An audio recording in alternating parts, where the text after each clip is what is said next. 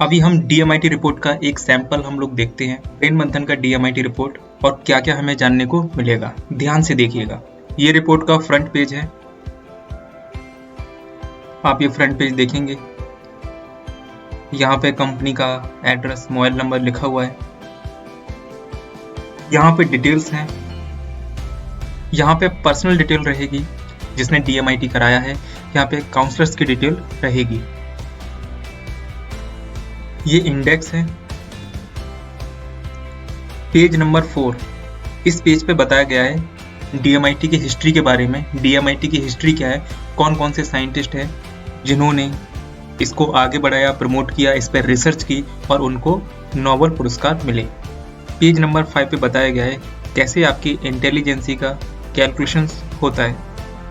Page number 6 काफ़ी important है, यहाँ पे पर्सनैलिटी के बारे में पता चलेगा। पेज नंबर 7 पे आपको जानने को मिलेगा आपका ब्रेन किस तरीके से काम कर रहा है। परसेंटेज यहाँ पे दिए हैं,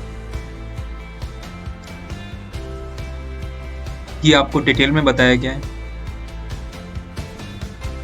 ATD एंगल, इसके माध्यम से हमें जानने को मिलता है ब्रेन का न्यूरॉन्स किस स्पीड में दौड़ रहा है, आपका ब्रेन किस तरीके से काम कर रहा है, आप स्लो लर्नर हैं या फिर फास्ट लर्नर हैं।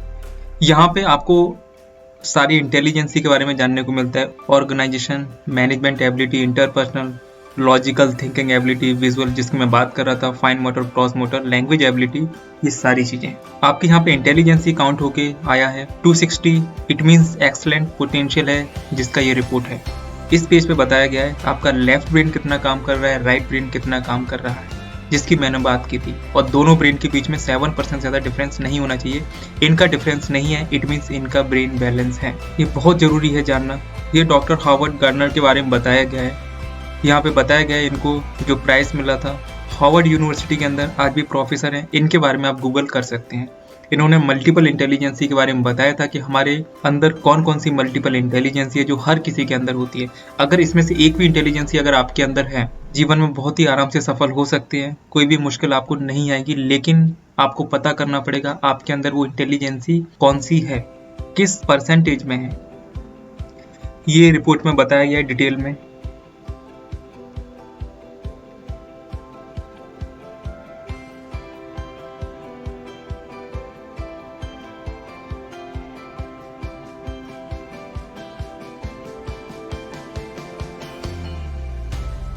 आप देख सकते हैं ये सारा हम काउंसलिंग के दौरान एक्सप्लेन करते हैं।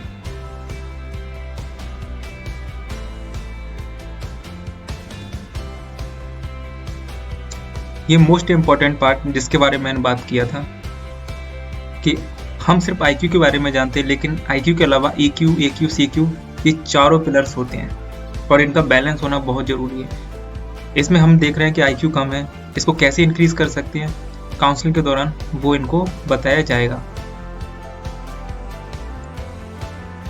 ये खास तौर पे माता पिता के लिए है माई एक्वायरिंग मेथड। इसके माध्यम से ये जानने को मिलता है कि बच्चे का सीखने का तरीका क्या है, किस तरीके का माहौल उनको देना है जिससे वो लाइफ में जल्दी से सफल हो और आपकी बात भी माने।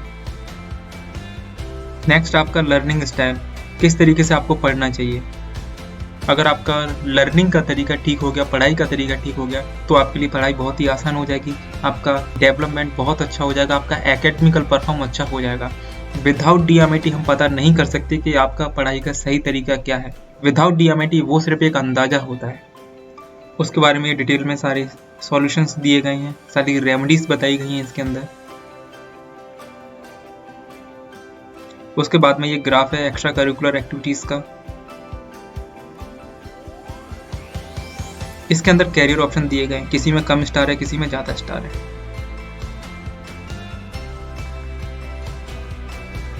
आप देख सकते हैं इसके आधार पर हम लोग कंसल्ट करते हैं, काउंसलिंग्स करते हैं और आपको हर चीज़ का हम लोग सॉल्यूशन देते हैं। ये कैरियर ग्राफ्स है इसके अंदर। ये पूरी रिपोर्ट की समरी है। यहाँ पे हम जो भी रेमेडीज देते हैं, आपको जो भी समझाते हैं, वो आपको यहाँ पे हम रिमार्क करके देते हैं। Thank you.